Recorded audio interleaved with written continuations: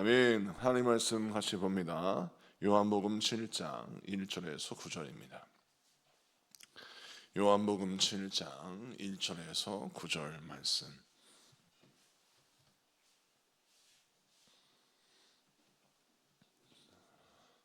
우리 다 같이 교독합니다. 제가 먼저 봉독하겠습니다. 그 후에 예수께서 갈릴리에서 다니시고 유대에서 다니려 아니하심은 유대인들이 죽이려 함이로라. 유대인의 명절인 초막절이 가까운지라. 그 형제들이 예수께 이르되 당신이 행하는 일을 제자들도 보게 여기를 떠나 유대로 가소서. 스스로 나타나기를 구하면서 묻혀서 일하는 사람이 없나니 이 일을 행하려 하거든 자신을 세상에 나타내서 하니. 이는 그 형제들까지도 예수를 믿지 아니함이로라. 예수께서 이르시되 내 때는 아직 이르지 아니하였거니와 너희 때는 늘 준비되어 있느니라. 세상이 너희를 미워하지 아니하되 나를 미워하나니 이는 내가 세상의 일들을 악하다고 증언함이라. 너희는 명절에 올라가라. 내 때가 아직 차지 못하였으니 나는 이 명절에 아직 올라가지 아니하노라. 다 같이 이 말씀을 하시고 갈릴리에 머물러 계시니라. 아멘. 자, 오늘은 요한복음 7장 1절에서 9절까지 말씀을 통해서 내 인생을 말씀의 흐름에 맡겨라. 내 인생을 말씀의 흐름에 맡겨라 라는 제목으로 말씀을 증거할 때 우리 많은 은혜 받는 시간 되기를 바랍니다. 오늘 본문 말씀은 그 후에 라고 시작합니다. 이 말은 앞에 있는 사건을 이어받아 7장의 말씀이 진행된다라는 것입니다. 7장의 내용이 지금 어떤 내용입니까? 예수님께서 갈릴리에 다니시는데 유대인들이 예수님을 죽이려고 한다라는 것입니다. 우리가 요한복음 6장에 어떤 내용을 우리가 알고 있습니까? 예수님이 오병이어의 기적을 행하셨습니다. 오병이어의 기적을 행하실 때 배경을 보십시오. 예수님의 표적을 쫓아 많은 사람들이 예수님을 따라다녔습니다. 여러분, 그 많은 사람들에게 우리 예수님은 물고기 2마리와 떡 5개로 남자만 5,000명을 먹이는 놀라운 기적을 행하셨어요. 자, 그들은 우리 예수님이 행하시는 오병이어의 기적을 경험하는, 그 우리 예수님의 신령한 은혜의 떡을 경험하는 특권을 누렸습니다. 자, 그러면 우리가 생각할 때 아니 예수님을 죽이려는 것이 아니라 오히려 예수님을 높여드려야 되고 예수님을 쫓아 계속해서 믿음의 길을 걸어야 되는 거 아니겠습니까? 그런데 오늘 말씀 보면 유대인들이 예수님을 오히려 죽이려 했다라고 말씀하고 있어요. 어떤 사건이 있었습니까? 이전에 보니까 예수님께서 오병이어의 기적을 행하신 다음이 문제였어요. 유대인들이 예수님을 쫓아다니면서 무엇을 요구했냐면 예수님이 제2의 모세가 되어주기를 원했습니다. 그 상황이 자신들이 생각할 땐 비슷한 거예요. 예수님이 생명의 떡이라고 말씀하시지만 우리는 그 말씀을 이해하지 못하겠고 모세가 우리에게 행했던 것처럼 애굽의 노예로 살던 이스라엘 백성들은 해방시킨 그 놀라운 기적을 당신이 우리에게 해주어서 로마의 압제에 시달리고 있는 우리들을 해방시켜주고 유대인의 왕국을 세워달라고 요구하고 또 모세가 하나님께 기도하고 하나님께 아뢰어서 하늘에서 직접 만나가 내리는 것처럼 우리에게도 이 오병이어의 기적의 떡을 그렇게 하늘에 만나가 내리는 것처럼 매일같이 육신의 떡을 달라고 요구하기 시작합니다.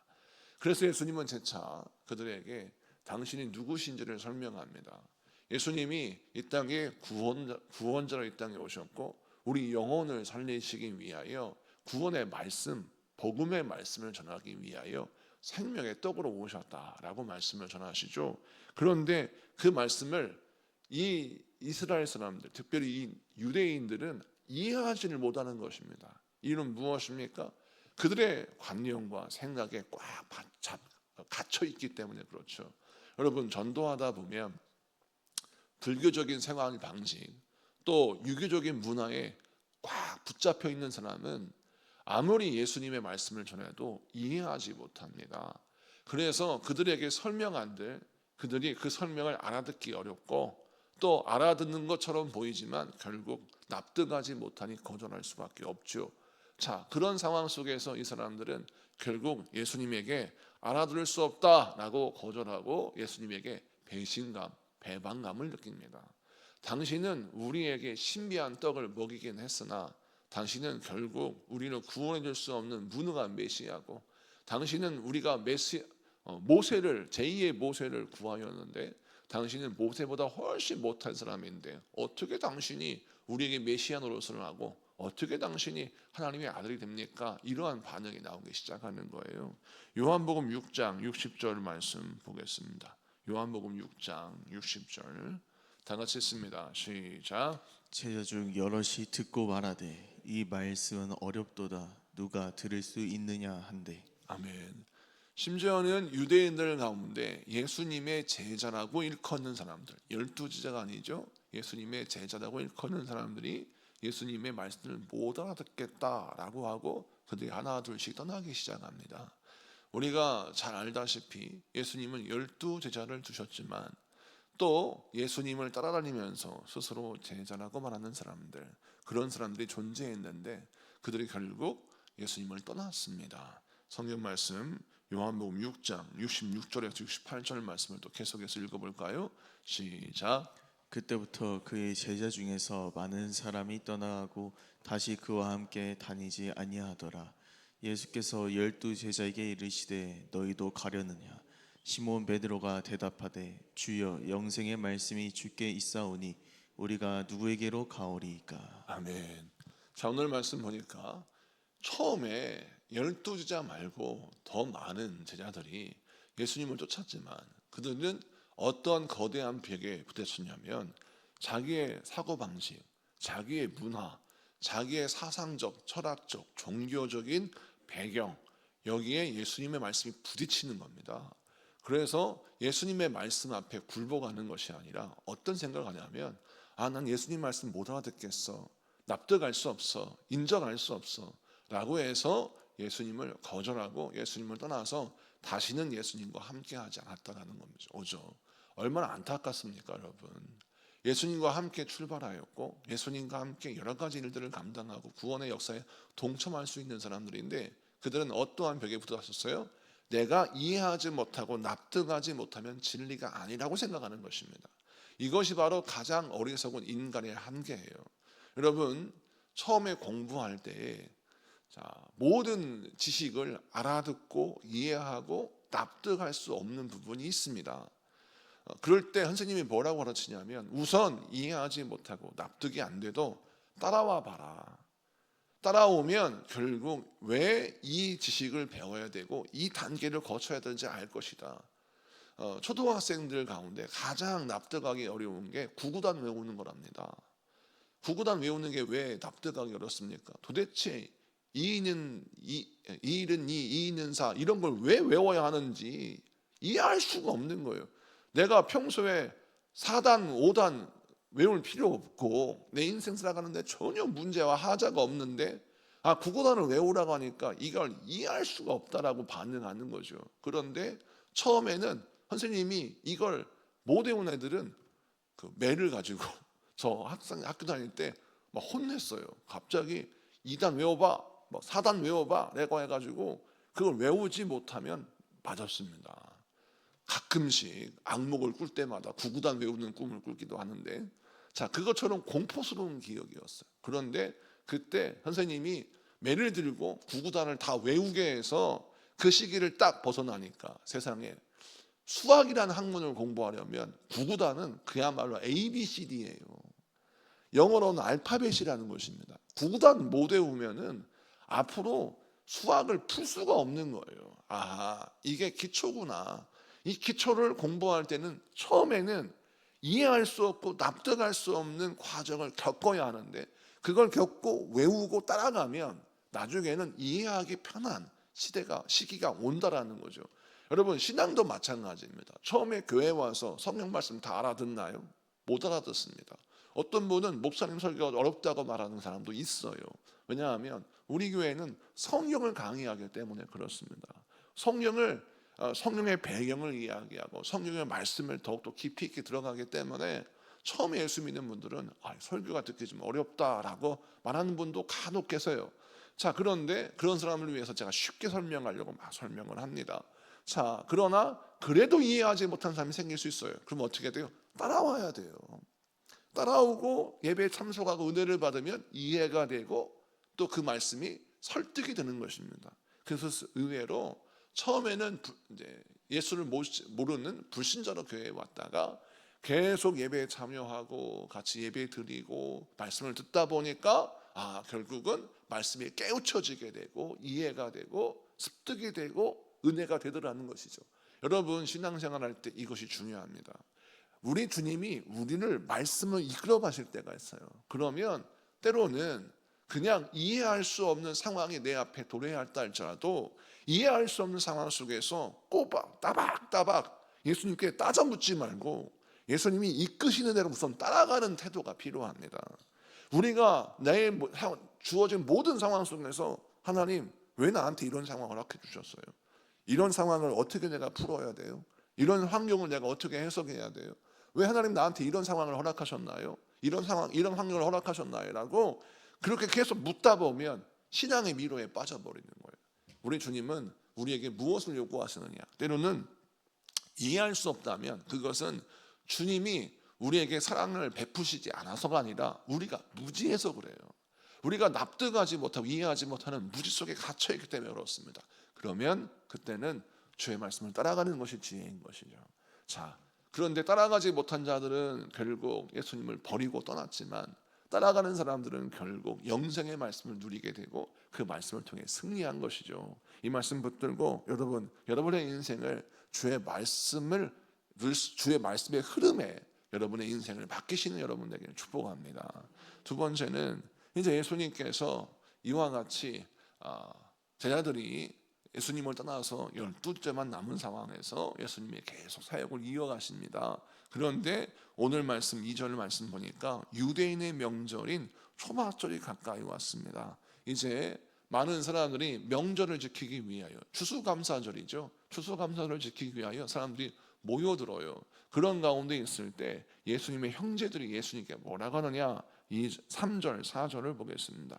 3절 4절 다 같이 읽습니다. 시작. 그 형제들이 예수께 이르되 당신이 행하는 일을 제자들도 보게 여기를 떠나 유대로 가소서. 스스로 나타나기를 구하면서 미쳐서 일하는 사람이 없나니 이 일을 행하려 하거든 자신을 세상에 나타내소서 하니. 아멘. 오늘 이 말씀은 무슨 뜻이냐면 예수님의 제자들이 예수님께 와서 뭐라 하냐면 예수님, 당신이 하시는 일을 많은 사람들이 보게 이 시골 갈릴리에서 사역하지 마시고 중앙 무대인 예루살렘에 가서 하십시오. 왜 이렇게 시골 촌구석에서 말씀을 전하시고 당신의 일을 행하십니까? 당신의 빛이 가려집니다. 중앙 무대 예루살렘으로 가십시오. 말을 가졌으면 뭐 제주도에 보내고 사람은 서울로 보냈다고 사람은 서울로 가야 되지 않겠습니까? 서울에 가서 진출해 가지고 메인 물줄기에서 당신의 꿈을 펼치십시오. 막 이렇게 말하는 것처럼 보여요. 자, 그런데 이 말씀은 긍정적인 의미가 아닙니다. 지금 예수님의 제자들이 예수님의 곁을 떠나고 예수님을 쫓던 사람들이 오히려 예수님을 죽이려 하는 모습을 보면서 예수님의 육신의 형제들이 예수님을 조롱하는 이야기입니다. 왜 조롱하는 이야기입니까? 성경 말씀 요한복음 7장 5절을 한번 다 같이 읽어볼까요? 시작. 이는 그 형제들까지도 예수를 믿지 아니함이로라. 아멘. 그렇구나. 형제들은 예수님이 메시아인 걸 인정하지 않았습니다. 믿지 않았어요. 근데 예수님이 계속해서 구원의 복음을 전하시네요. 그러니까 그게 영 못마땅한 거예요. 그러니까 자기가 동네에 살면서 야, 니네 형 미쳤다면서, 니네 형 가짜 모세 흉내내고 다닌다면서, 니네 형이 무슨 하나님의 아들이라면서 라고 사람들이 조롱하니까 그게 너무 듣기 싫은 거예요. 그래서 예수님을 조롱하면서 거짓말을 합니다. 유혹을 해줘. 마음으로는 믿지 않지만 예수님이 좀 갈릴리를 떠나고 나사렛을 떠나고 우리 동네를 떠나서 제발 눈에 안 보이는 데 갔으면 좋겠어요. 왜? 동네 창피해가지고 어떻게 살 수가 없는 거예요. 그러니까 뭐라고 하느냐? 예수님, 중앙 무대에 집중하세요. 지금 당신 뜻을 펼칠 때입니다. 당신이 계속 이렇게 손구석에만 있으니까 제자들이 실망해서 떠나는 거 아니겠습니까? 저기 서울로 가시면 당신을 쫓는 구름대와 같은 제자들이 생길 텐데 중앙고대 가세요라고 예수님을 유혹합니다.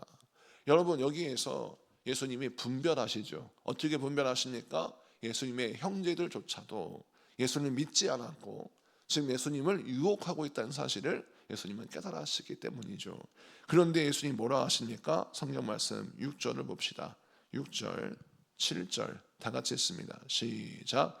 예수께서 이르시되 내 때는 아직 이르지 아니하였거니와 너희 때는 늘 준비되어 있느니라. 세상이 너희를 미워하지 아니하되 나를 미워하나니 이는 내가 세상의 일들을 악하다고 증언함이라. 아멘. 우리 예수님께서 내 때가 아직 이르지 않았다라고 말씀하시고 너희 때는 늘 준비되어 있느니라 라고 말씀합니다. 자, 예수님은 예수님의 형제들 또 예수님의 여러 따라다니는 제자들에게 뭐라 하시느냐?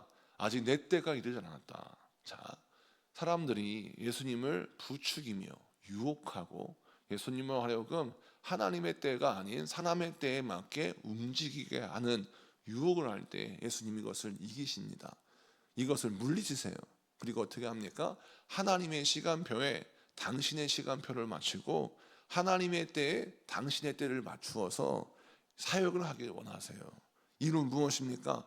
당신의 사명이 있기 때문입니다. 뿐만 아니라 자기를 조롱하고 자기에게 유혹하는 그릇된 길로 가라고 유혹하는 그 형제들에게도 뭐라 하시냐면 너희가 지금은 뭐 아니지만 나중에는 깨닫게 될 것이다 라고 말씀하시죠. 예수님은 어떠한 상황에서도 흥분하지 않으시고 또 그릇 판단하지 아니하시고 올바로 판단하시고 올바로 행동하시는데 그 이유가 무엇이냐면 예수님은 개인의 감정에 따라 움직이시는 분이 아니라 아버지의 뜻을 따라 움직이시는 분이고 개인의 소욕을 따라 움직이시는 분이 아니라 하나님의 사명을 따라 움직이시는 분이기 때문에 전구석에서 복음을 전하든 아니면 서울에서 복음을 전하든 그거는 세상 사람들의 표현일 뿐이고 갈릴리도 하나님이 일하시는 곳이고 예루살렘도 하나님이 일하시는 곳이며 큰 성, 큰 도시뿐만 아니라 작은 마을, 작은 어촌에서도 예수님은 복음을 증거하신다는 거예요. 장소의 협소함이나 화려함은 전혀 문제가 되지 않고 하나님의 뜻과 하나님의 계획에 따라 어떠한 장소, 어떠한 곳에 가셔도 예수님은 하나님의 뜻을 따라 말씀을 증거하신다는 것입니다. 뿐만 아니라 사람도 마찬가지죠. 예수님은 말씀을 증거하실 때 부유한 사람이나 가난한 사람이나 잘난 사람이나 못난 사람이나 가리지 아니하시고 모든 사람에게 말씀을 증거하셔서 그들이 은혜 받고 변화되게 하셨습니다. 그러므로 예수님은 장소에 차별이 없고 사람의 차별이 없고 어느 장소 어느 사람을 만나도 복음을 증거하셨다는 것이죠. 여러분, 이렇게 사명에 붙들려 있는 사람, 하나님의 마음과 뜻을 아는 사람은 세상의 유혹에 넘어지지 않아요. 세상의 말에 일희일비하지 않고 세상의 말에 의해서 휩쓸리지 않습니다. 중심을 지키죠. 오늘 이 말씀을 붙들고 저와 여러분 어떻게 신앙생활을 해야 됩니까?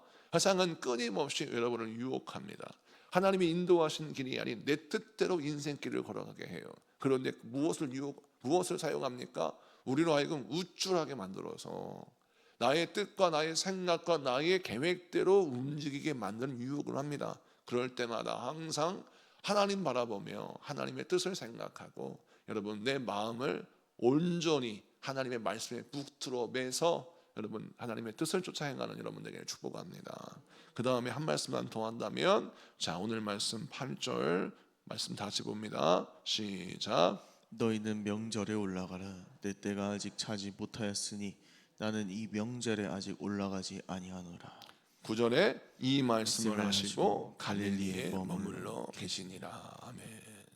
자, 아무리 사람들이 자기를 죽이려고 해도 또는 아무리 사람들이 예수님을 막 쫓아다니며 추종한다 하더라도 예수님은 장소의 선택을 상황에 따라 하지 아니하시고 아버지의 뜻대로 하셨습니다. 자, 그래서 이 말씀을 통해서 세 번째 붙잡을 말씀, 주여 내가 항상 하나님의 뜻대로 행하는 자가 되고 하나님의 시간표에 나의 시간표를 맞추는 자가 되게 하여 주옵소서. 기도하는 여러분에게 축복합니다. 상황 따라 흘러가지 말고 하나님의 말씀 따라 흘러가는 인생이 되고, 여러분 세상의 유혹을 사명으로 이기고 여러분의 시간표를 하나님의 시간표에 맞추면 여러분 인생 가운데 놀라운 복이 여러분의 삶의 상식이 되는 은혜가 임할 줄로 믿습니다. 우리 공동 기도문 같이 기도하고 우리 같이 합심하여 기도하겠습니다. 같이 선포하며 기도합니다. 시작. 하나님 아버지, 오늘도 생명의 말씀으로 저희를 깨우쳐 주시니 감사합니다. 저의 삶의 상황이 이해되지 않을 때에도 은혜의 자리에 머물게 하시고 말씀의 흐름에 저희 삶을 맡기게 하옵소서. 사람의 인정과 세상의 방식에 흔들리지 않게 하시고 맡겨주신 사명에 붙들려 살게 하옵소서. 우리의 때를 내려놓고 하나님의 때를 신뢰하며 오늘도 순종하게 하옵소서. 예수님의 이름으로 기도합니다. 아멘.